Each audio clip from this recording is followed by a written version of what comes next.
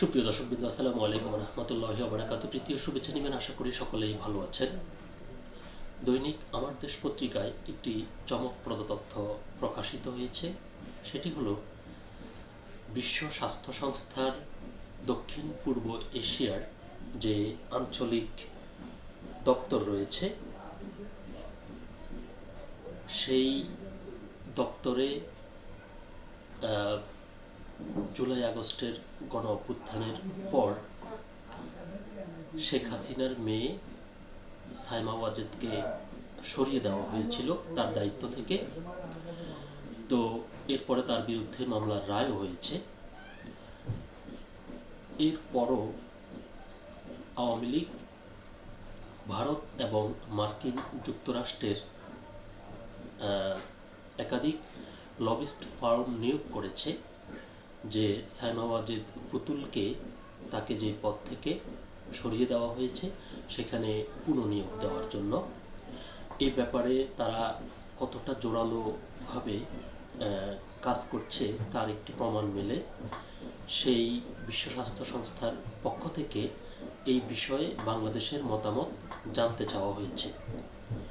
তো আমার দেশ পত্রিকায় এই বিষয়ে আরও বিস্তারিত প্রতিবেদন উঠে এসেছে, চলুন দেখি আমরা সেখানে তারা কি বলছে।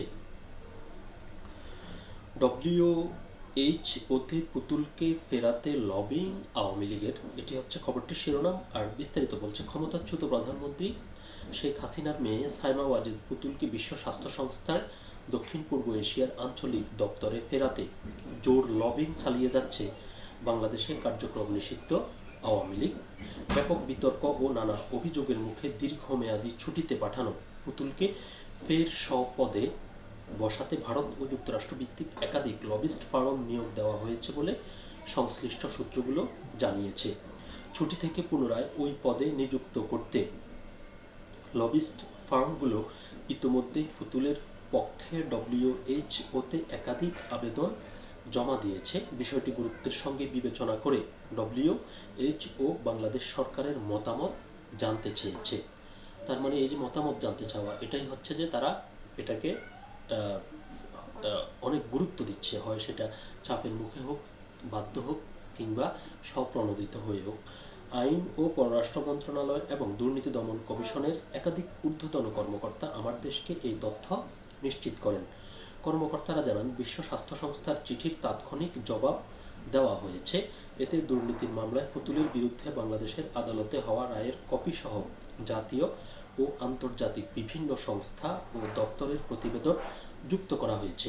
বিতর্কিত ও দুর্নীতিবাজ একজন পলাতক ব্যক্তি ওই পদে পুনরায় যোগ দেওয়ার সুযোগ পেলে তা বাংলাদেশ ও ডব্লিউএইচওর জন্য চরম পর্যায়ের অবমাননাকর হবে বলেও আমার দেশকে জানান আইন মন্ত্রণালয়ের একজন ঊর্ধ্বতন কর্মকর্তা। এ বিষয়ে আইন উপদেষ্টা ডক্টর আসিফ নজরুল আমার দেশকে বলেন, সাইমা ওয়াজেদ পুতুল বাংলাদেশের আদালতে দণ্ডপ্রাপ্ত। একজন দণ্ডিত আসামিকে নিয়োগ দেওয়া হলে তা একটি নেতিবাচক দৃষ্টান্ত স্থাপন করবে এবং বিশ্ব স্বাস্থ্য সংস্থার সুনাম ও বিশ্বাসযোগ্যতা ক্ষুণ্ণ করবে। অন্তর্বর্তী সরকারের একজন দায়িত্বশীল পর্যায়ের ব্যক্তি বলেন, আমরা বাংলাদেশ ও বিশ্ব স্বাস্থ্য সংস্থার মর্যাদা রক্ষায় সর্বোচ্চ পদক্ষেপ নিয়েছি। যে ভুলে সাইমা ওয়াজেদের মতো একজন দুর্নীতিগ্রস্ত ব্যক্তি সংস্থাটির গুরুত্বপূর্ণ পদে বসতে পেরেছিলেন, সেটার যেন পুনরাবৃত্তি না ঘটে সেজন্য আমরা সচেষ্ট রয়েছি। বিশ্ব স্বাস্থ্য সংস্থার চিঠি ও বাংলাদেশের জবাব। আইন মন্ত্রণালয়ের সংশ্লিষ্ট কর্মকর্তারা জানিয়েছেন, ডব্লিউএইচওর সঙ্গে বাংলাদেশ সরকারের নিবিড় সম্পর্ক রয়েছে। তাদের সঙ্গে নানা ধরনের কাজে সম্পৃক্ততাও রয়েছে। 2024 সালের 1 ফেব্রুয়ারি পুতুল ভারতের রাজধানী নয়াদিল্লিতে অবস্থিত এই সংস্থার দক্ষিণ পূর্ব এশিয়ার আঞ্চলিক অফিসের আঞ্চলিক পরিচালকের দায়িত্ব নেন। তার নিয়োগের ব্যাপারে শুরু থেকেই তার মা ক্ষমতাচ্যুত প্রধানমন্ত্রী শেখ হাসিনা ও ঘনিষ্ঠ মিত্র ভারতের অবাঞ্ছিত হস্তক্ষেপ ও প্রভাব বিস্তারের অভিযোগ ছিল। জুলাই গণ অভ্যুত্থানে শেখ হাসিনা সরকারের পতন হলে তিনি পালিয়ে ভারতে আশ্রয় নেন।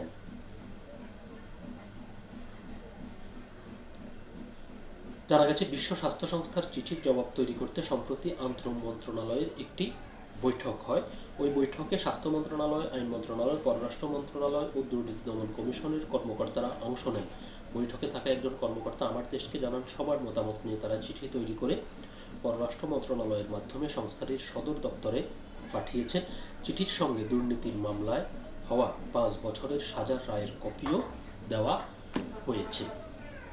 তো যেটি বলতে হয় সেটি হচ্ছে যে লবিস্ট ফার্ম আওয়ামী লীগ নিয়োগ করেছে, যেগুলো রিপোর্টে বলা হচ্ছে যে ভারত এবং মার্কিন যুক্তরাষ্ট্র ভিত্তিক লবিস্ট ফার্মগুলো।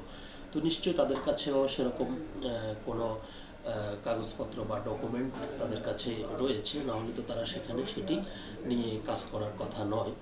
তো এদিকে বাংলাদেশও তার বিরুদ্ধে যেসব অভিযোগ কিংবা তাকে যে আদালতে তার বিরুদ্ধে যে রায় দিয়েছে সেটার কপি সহ তাদের ডকুমেন্টসগুলোও তারা বিশ্ব স্বাস্থ্য সংস্থার কাছে পাঠিয়েছে।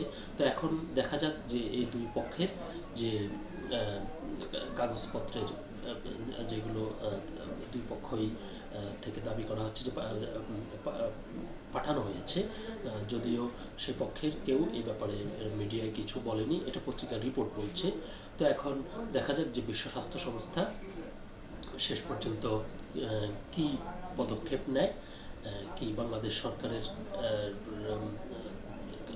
যে কথাগুলো বলছে সেগুলোর ব্যাপারে সায় দিয়ে তাদের যে আগের যে সিদ্ধান্ত সেটাতে বহাল থাকে না নতুন কোনো সিদ্ধান্ত নেয়, সেটি এখন দেখার বিষয়। তো সকলে ভালো থাকবেন, সুস্থ থাকবেন, আল্লাহ হাফেজ।